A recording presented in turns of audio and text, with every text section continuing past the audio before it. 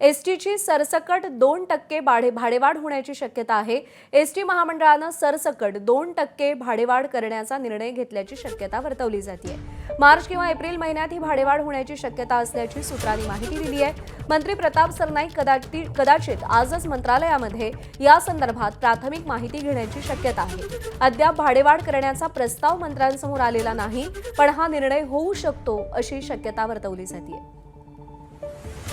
निलेश बुधावले आपले प्रतिनिधी आपल्याला अपडेट देतील। निलेश, सूत्रांच्या हवाल्याने जी माहिती मिळतेय, भाडेवाढी संदर्भातला निर्णय काय होऊ शकतो आणि त्याचा भाड्यावरती एसटीच्या भाड्यावरती नेमका काय आणि किती परिणाम होईल?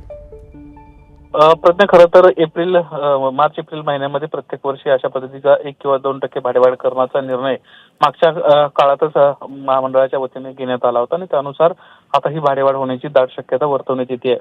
ही भाडेवाढ आपण प्रामुख्याने पाहिलं तर वातानुकूलित गाड्यांचं सर्वच प्रकारच्या गाड्यांसाठी ही भाडेवाढ असणार आहे।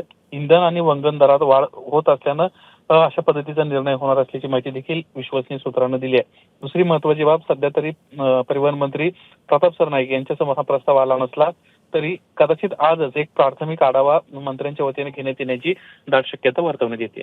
निलेश, धन्यवाद दिलेल्या सगळ्या सविस्तर माहितीसाठी।